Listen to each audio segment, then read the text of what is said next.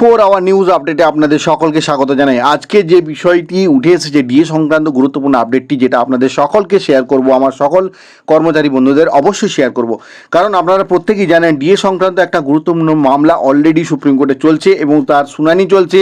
এখানে তাবড় তাবড় সব আইনজীবীরা রয়েছেন, কর্মচারীদের পক্ষেরও আইনজীবী এবং রাজ্য সরকারের পক্ষেরও আইনজীবী। আর এই শুনানিতেই উঠে এলো একটি গুরুত্বপূর্ণ তথ্য।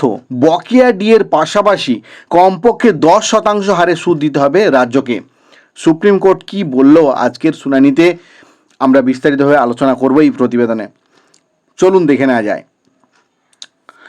বৃহস্পতিবার দিন ডিএ মামলার শুনানিতে সুপ্রিম কোর্টে জোরালো সওয়াল করলেন রাজ্য সরকারি কর্মীদের আইনজীবীরা, এবং তাদের কি বক্তব্য উঠে এসেছে আজকে শুনানিতে, অর্থাৎ বৃহস্পতিবার দিন যে শুনানি ছিল সেই শুনানিতে কি উঠে এসেছে। এই দিন বিচারপতি সঞ্জয় করল এবং বিচারপতি পিকে মিশ্রের বেঞ্চে শুনানিতে সরকারি কর্মীদের তরফে আইনজীবী করুণানন্দী সওয়াল করেছেন যে বকেয়া মহার্ঘ ভাতার ওপরে কমপক্ষে 10% সুদ দিতে হবে রাজ্য সরকারকে। এটা কিন্তু জোরালো দাবি, শুধু দাবি না, এটা মানা উচিত রাজ্য সরকারের ক্ষেত্রে। কেন?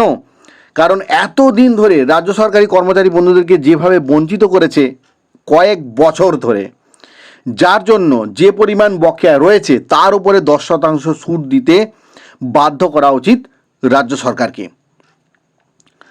বকেয়া ডিএর রাজ্য সরকারি কর্মচারীদের সংগঠন ইউনিটি ফোরামের আহ্বায়ক দেবপ্রসাদ হালদার বলেছেন যে সুপ্রিম কোর্টে শুনানিতে তাদের আইনজীবী বলেছেন যে পঞ্চম বেতন কমিশনের আওতায় যে পরিমাণ ডিএ বকেয়া আছে তার পুরোটা মেটাতে হবে কিন্তু রাজ্যকে, আর একই সঙ্গে 10% হারেও কিন্তু সুদ দিতে হবে।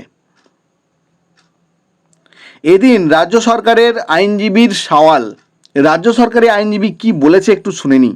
সরকারি কর্মচারীদের কখন কতটা ডিএ দেওয়া হবে সেটা তাদের অনুগ্রহ, অর্থাৎ রাজ্য সরকারের দয়ার দান।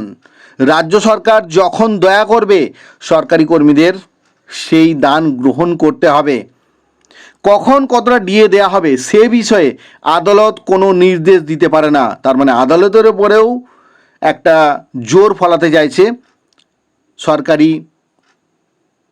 রাজ্য সরকারের যে আইনজীবী রয়েছেন তাদের সওয়ালের মধ্য দিয়ে। এবং ডিএ হলো রাজ্য সরকারের অনুগ্রহ, অর্থাৎ রাজ্য সরকার যেদিন চাইবে, যখন চাইবে রাজ্য সরকার ডিএ দেবে, যখন চাইবে না, যখন মনে হবে না যে ডিএ দেওয়ার দরকার নয় বা প্রয়োজন নেই, তখন রাজ্য সরকারি কর্মচারী বন্ধুদের ডিএ দেবে না। এই একটি উপস্থাপন করেছে সওয়ালের মধ্য দিয়ে রাজ্য সরকারের যে আইনজীবীরা রয়েছেন তারা। এই বিষয়ে সিদ্ধান্ত নেবে কিন্তু রাজ্য সরকারই, অর্থাৎ ডিএ প্রসঙ্গে কতটা ডিএ দেওয়া হবে, কিভাবে দেওয়া হবে বা আদৌ দেওয়া হবে কি না তা সম্পূর্ণ নির্ভর করবে রাজ্য সরকারই ঠিক করবে। এই রকম একটি সওয়াল কিন্তু করেছে রাজ্য সরকারের আইনজীবী। এখন পাল্টা এদিন পর্যবেক্ষণে প্রশান্ত কুমার মিশ্র অর্থাৎ বিচারপতিদ্বয় কি বলেছেন একটু শুনে নেব। রাজ্যকেই কর্মীদের আর্থিক অবস্থার কথা ভাবতে হবে, কারণ রাজ্য সরকার বিভ্রান্তি তৈরি করে তার সুযোগ নেওয়ার চেষ্টা করেছে দিনের পর দিন। সে একদিন আর দিন নয়, দিনের পর দিন রাজ্য সরকারি কর্মচারীকে বঞ্চনার শিকার হতে হয়েছে। আর বিচারপতি আরও বলেন যে এরা নিজেরাই সমস্যা তৈরি করছে, অর্থাৎ সরকার নিজেরাই কিন্তু সমস্যা তৈরি করেছে এবং সেই সমস্যা জর্জরিত বা সেই সমস্যায় ভুগতে হচ্ছে রাজ্যের সকল কর্মচারী বন্ধুদেরকে।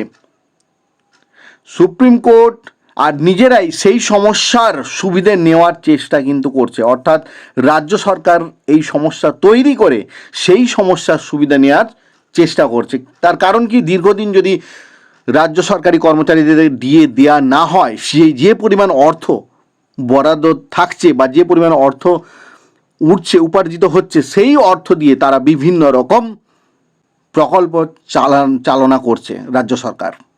সুপ্রিম কোর্ট আরও স্পষ্ট করে জানালো যে নিজেদের কর্মীদের মহার্ঘ ভাতা দেওয়ার ব্যাপারে রাজ্যকে তার নিজের তৈরি বিধি মানতেই হবে। তার মানে রাজ্য নিজে সুস্পষ্ট একটি বিধি তৈরি করেছিল, যে বিধিটি রাজ্য সরকার নিজেই কিন্তু মানছে না। তাই এই ব্যাপারে সুপ্রিম কোর্ট স্পষ্ট কিন্তু বক্তব্য জানালো। মামলাকারী রাজ্য সরকারি কর্মচারী সংগঠনের federation of state government employees আইনজীবী বিকাশ রঞ্জন ভট্টাচার্যের সওয়াল করেছেন বর্ষিয়ান এক আইনজীবী। তিনি সওয়াল করেছেন যে পঞ্চম বেতন কমিশনের সুপারিশে যা বলা হয়েছিল যে কেন্দ্রীয় সরকারের সঙ্গে রাজ্য সরকারের ডিএর যা ফারাক তা মিটিয়ে দিতে হবে। কেন্দ্রীয় সরকারের হারেই ডিএ দেওয়ার যে সুপারিশ ছিল তা গৃহীতও হয়, অর্থাৎ গ্রহণযোগ্যও হয়েছিল, কিন্তু সেই নিয়ম রাজ্য কার্যকর করেনি। তাহলে বুঝতেই পারছেন যে রাজ্য সরকারের একটি অনীহা রয়েছে। সরকারি কর্মচারীদের তরফে আইনজীবী করুণা নন্দী সওয়াল করেন যে কেরল সরকার ইআইসিপিআই মানেনি, তা সত্ত্বেও তারা কর্মচারীদের নিয়মিত ডিএ দিয়েছে। কেন্দ্রীয় ইন্ডেক্স না মানলেও ডিএ প্রদান বাধ্যতামূলক বলে দাবি করেন আইনজীবী। তাহলে এই একটি জোরালো সওয়াল কিন্তু হয়েছে সুপ্রিম কোর্টে। তবে আমরা প্রত্যেকেই কিন্তু আমার সকল কর্মচারী বন্ধুরা এবং আমরা সকলেই প্রত্যেকে অধীর আগ্রহে রয়েছি যে সুপ্রিম কোর্টের সুবিচার পাওয়ার আশায়। আশা করা যায় সুপ্রিম কোর্টের গতি প্রকৃতি বা বিচারপতিদ্বয়ের যে ন্যায় বিচার যেদিকে এগোচ্ছে সে দিক থেকে বলতে গেলে বা সেদিক থেকে দেখতে গেলে আমরা স্পষ্ট বুঝতে পারছি যে এই রায় কর্মচারী বন্ধুদের পক্ষেই কিন্তু যাবে। এই একটি গুরুত্বপূর্ণ আপডেট আমি পেয়েছিলাম, যেটা আপনাদের শেয়ার করলাম। ধন্যবাদ।